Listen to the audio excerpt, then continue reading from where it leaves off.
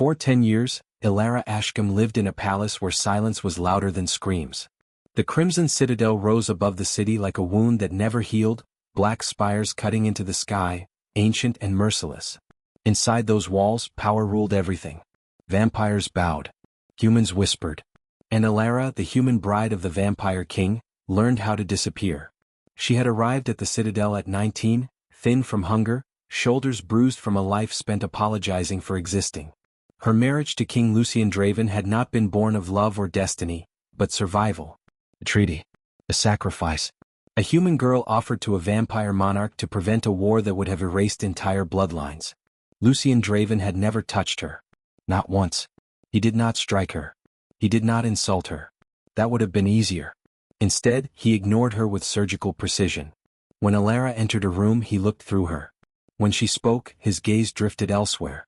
His indifference was colder than cruelty, more devastating than rage. Servants pitied her.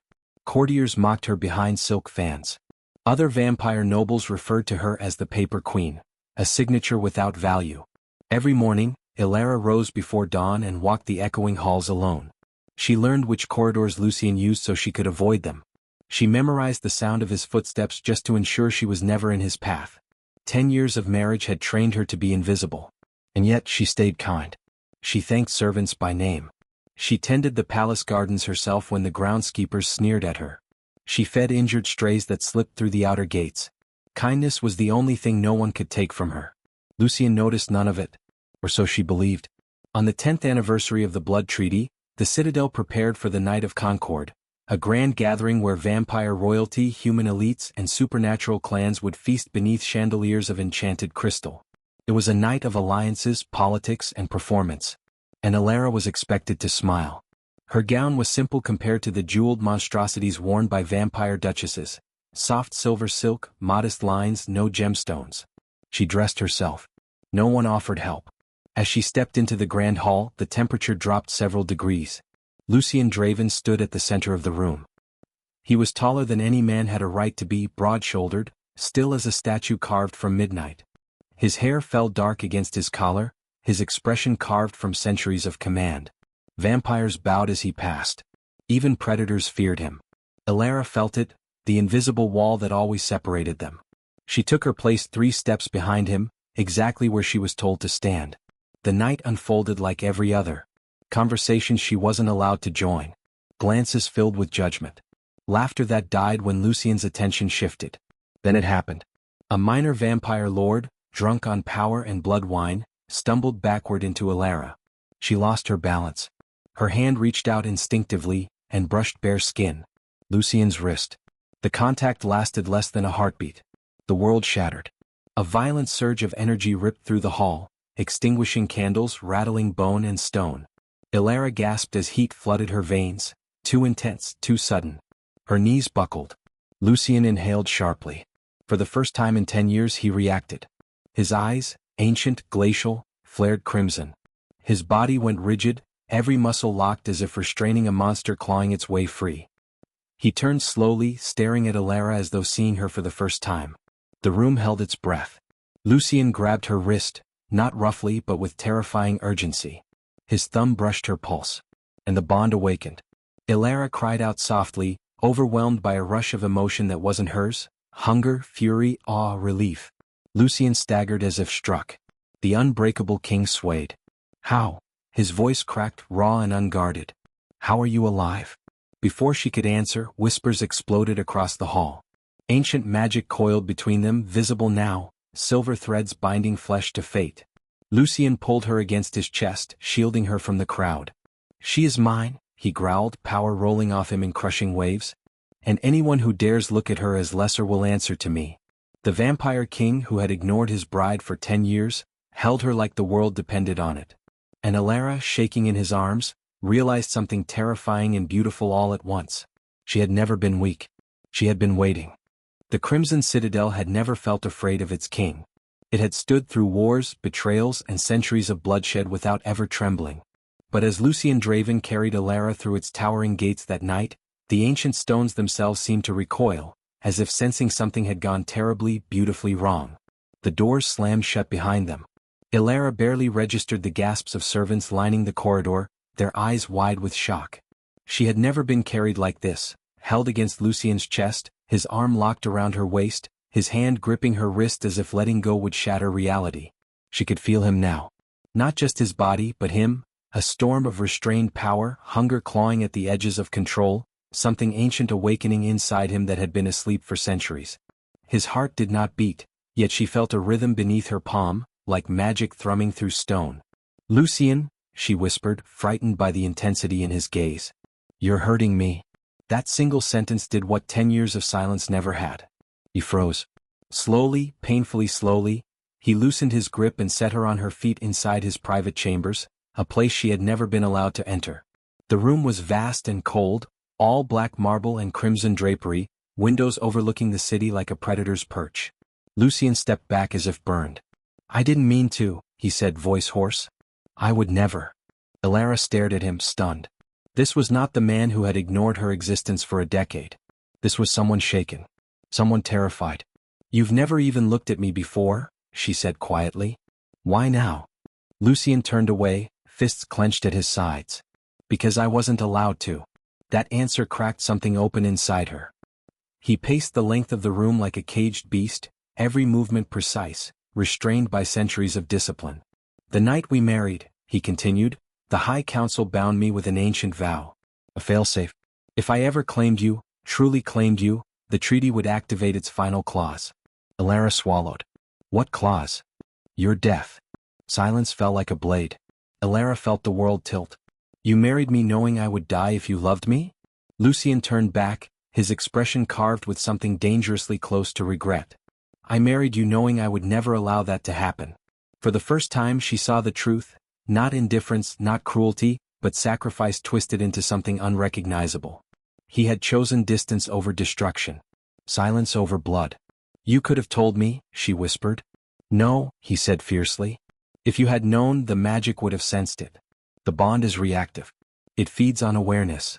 Elara laughed bitterly. "So instead, you let the world believe I was nothing." Lucien flinched. "I watched them mock you," he admitted. "Every insult carved another scar into my control. But if I had intervened, even once, the council would have known you mattered."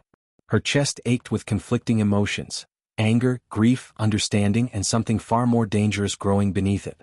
"And tonight?" she asked. "What changed tonight?"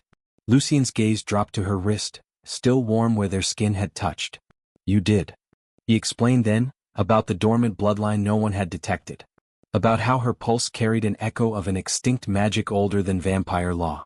How her touch had awakened the bond without triggering the kill clause. "You're not just human," he said quietly. "You're the exception written into prophecy." Before she could respond, the doors burst open. Lady Seraphine of the Obsidian Court stormed inside, her crimson gown trailing fury. "Have you lost your mind?" she hissed. "The council is in chaos. They saw the bond activate." Lucien stepped in front of Elara instantly. "She is under my protection," he said coldly. Seraphine laughed. "She always was. You simply forgot to act like it." Her gaze cut to Elara. "Enjoy it while it lasts, little bride. The council will demand a trial." The next days were hell. Elara was summoned, questioned, dissected with smiles sharper than knives.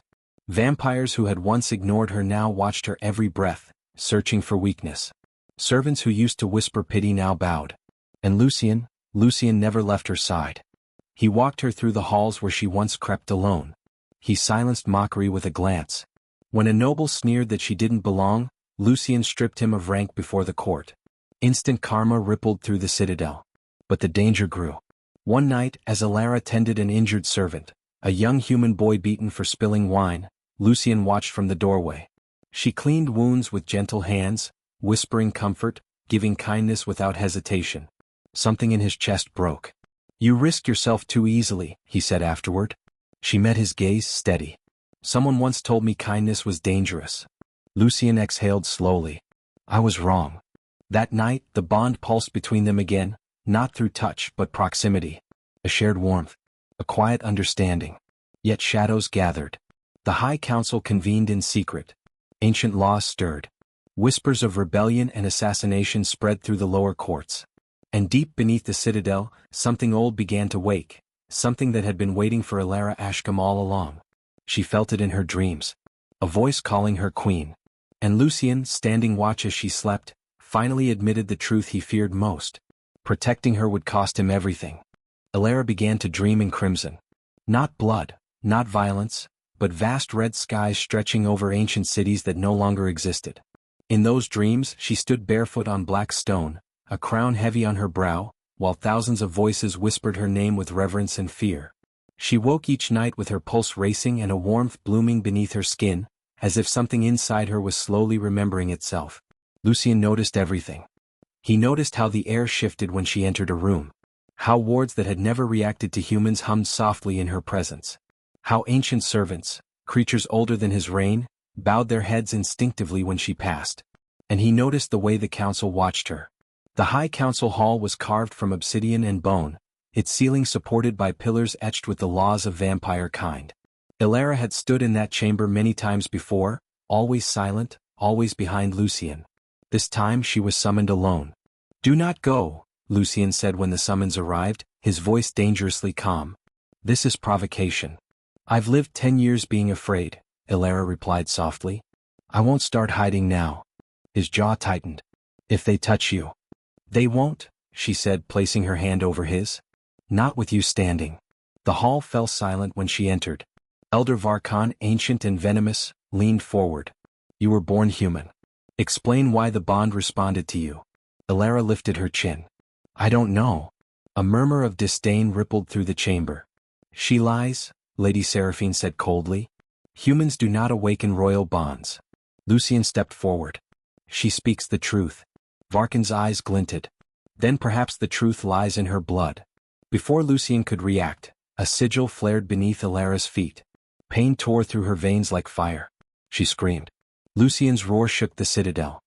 He shattered the binding circle with raw force, ripping Elara into his arms as the council recoiled. Ancient magic lashed back, cracking stone and splitting pillars. "Touch her again," Lucien thundered, "and I will burn this council to ash." The elders retreated, but the damage was done.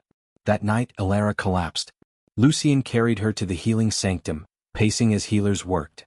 Her body glowed faintly, veins lit with silver light that pulsed in time with his own power. "She is awakening," the eldest healer whispered. "And if you do not tell her the truth, she may not survive it." Lucien's hands trembled as he brushed hair from Elara's face. "The truth," he murmured bitterly. "The truth will damn us both." When she woke, the citadel was under lockdown. Lucien sat beside her bed, shadows heavy beneath his eyes. "You are not human," he said quietly. "Not entirely." Elara listened as he revealed the lost lineage, an ancient race called the Luminera, beings born of balance, capable of binding supernatural forces without destruction. Queens not warriors. Healers not tyrants. "You were hidden among humans to protect you," he said. "The council exterminated your kind centuries ago." Tears slid down her temples. "So all this time, I was hunted without knowing." Lucien bowed his head. "And I was ordered to ignore you to keep the secret buried." Rage and grief twisted inside her. "They used us." "Yes," he said. "And now they fear you." The assassination attempt came 3 nights later. Elara was walking the lower gardens, tending wounded creatures as she always did, when shadows struck. Blades of enchanted silver flashed. A vampire noble lunged. Elara reacted without thinking. Light exploded from her hands. The attacker was thrown back, screaming as ancient magic stripped his power. Lucien arrived seconds later, fury incarnate, ending the threat permanently. The court watched in stunned silence. Instant karma spread like wildfire. Those who had mocked Elara were exposed as conspirators. Titles were stripped. Clans dissolved. The powerless girl was no longer powerless. But victory came at a cost. Elara collapsed into Lucien's arms, her magic burning out of control. He held her, whispering her name as the bond surged violently between them. "I won't survive this without you," she whispered. Lucien pressed his forehead to hers. "Then I will defy every law ever written." Above them the citadel trembled. The age of obedience was over. And the reign of a hidden queen had begun. The citadel no longer slept. Power rolled through its foundations like a restless tide, ancient wards flaring and fading as Elara's awakening sent ripples through magic older than vampire rule. Every creature within the walls felt it, fear, hope, anticipation, all tangled together in a tension sharp enough to cut. Elara felt it most of all. Her body no longer belonged entirely to her. Some nights she woke trembling, light spilling from her palms without warning. Other nights she dreamed of standing between warring armies, her voice alone enough to make them lower their weapons. Lucien never left her side. He stood watch during her sleep, trained with her at dawn, and silenced any noble who dared suggest she was dangerous. Yet even in his protection there was restraint, careful distance, measured breaths, because the bond between them was still volatile. "You don't trust me," Elara said one evening as they stood on the eastern balcony, watching the city glow beneath them. Lucien's jaw tightened. "I trust you with my life." "That's not what I meant." He exhaled slowly. "I don't trust myself.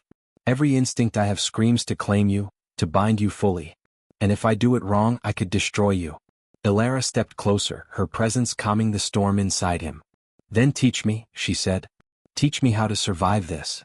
Training began in the old sanctum, a place even Lucien rarely entered. Ancient texts were uncovered. Forgotten magic stirred. Elara learned not to command power but to listen to it. She learned that strength did not need cruelty. That leadership could be quiet. That mercy could be more terrifying than wrath. And the court noticed. Those who once sneered now bowed. Servants who had been punished for defending her were publicly reinstated. When a noble struck a human attendant, Elara intervened, not with violence but with judgment. The noble was stripped of protection and exiled among humans. Instant karma followed her like a shadow. But darkness crept closer. Lucien's closest advisor, Lord Kale, a warrior who had stood beside him for centuries, began to watch Elara with narrowed eyes. "She's changing you," Kale warned. "The council fears her. The clans will rebel." Lucien's response was cold. "Then they will fall." Kale smiled thinly. "And when she decides you are no longer necessary?" The betrayal came swiftly. During a ceremonial gathering meant to honor peace, Kale activated a hidden sigil, designed to sever royal bonds. The magic tore through Elara like glass. Lucien screamed her name. The hall erupted into chaos as Kale revealed the truth. The council had never intended to let Elara rule. She was meant to be a vessel, used, drained, discarded. Elara rose, shaking but unbroken. "I choose mercy," she said, voice carrying across the hall. "But I will not choose silence." Light poured from her, not destructive, but binding. Kale collapsed, stripped of power, alive to face justice. Lucien knelt. Not because he was forced. Because he chose to.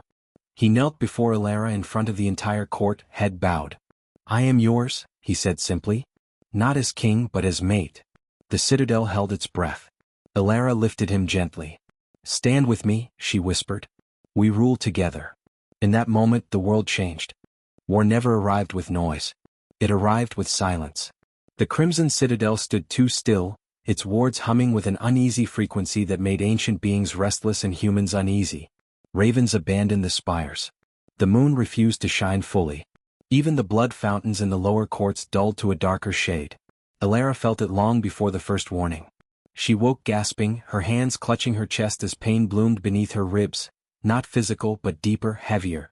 The bond between her and Lucien pulsed erratically, like a heart struggling to keep rhythm. "He's coming," she whispered into the dark. Lucien was already awake. The Shadow Sovereign, an ancient entity exiled beyond the Veil centuries ago, had stirred. A being older than vampire royalty, older than council law. And he wanted Elara. "She is the last Luminara," the prophecy whispered. "Through her, balance can be undone." The council panicked. They demanded Elara be surrendered, offered as appeasement to spare the vampire clans. Fear erased any pretense of justice. Lucien shattered the council chamber doors with one strike. "She is not a sacrifice," he said, voice echoing with lethal finality. "She is my queen." Elara stood beside him, calm despite the storm inside her. "I won't run," she said. "But I won't be handed over either." Training intensified. Lucien taught her how to shield herself. How to ground power without burning out. Nights were spent planning defenses. Days were filled with preparation. Yet every quiet moment carried the weight of what they didn't say.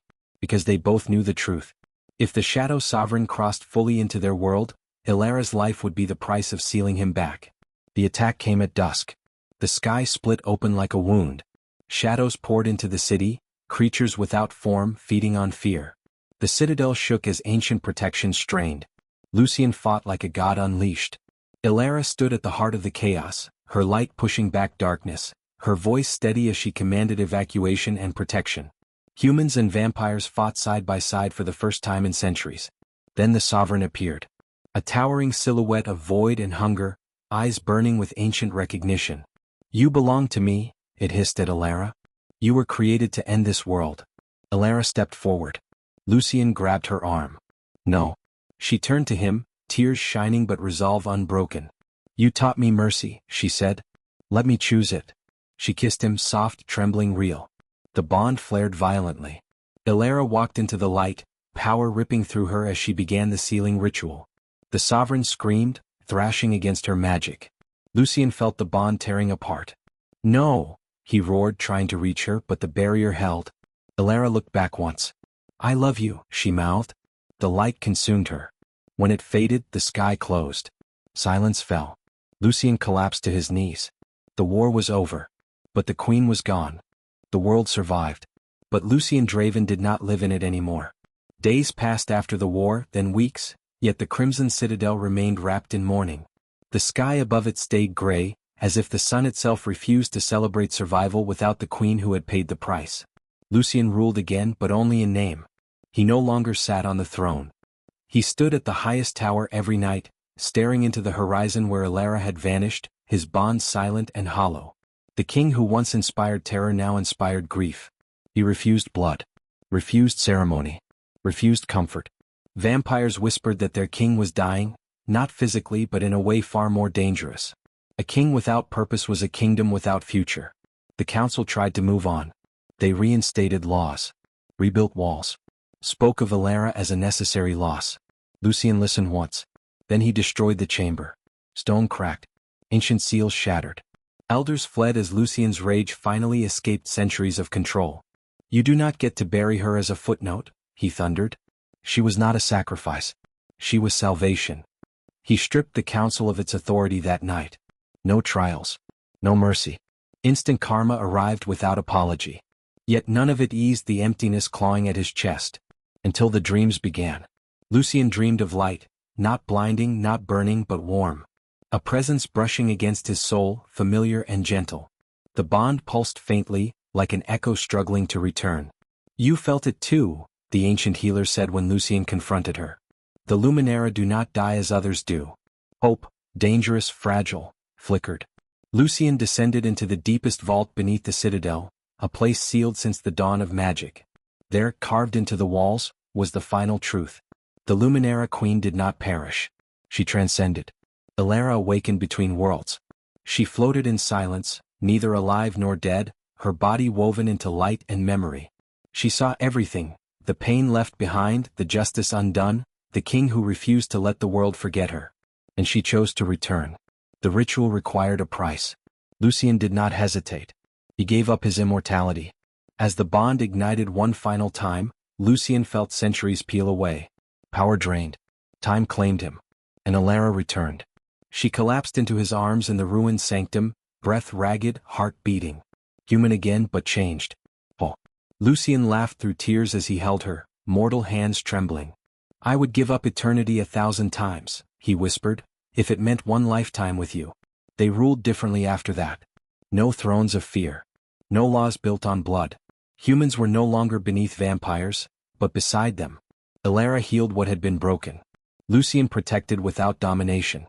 The girl once ignored became the queen who rewrote history. And the king who once ruled through silence learned to speak love aloud. The world remembered them, not as monsters or miracles, but as proof that kindness could change even the darkest fate.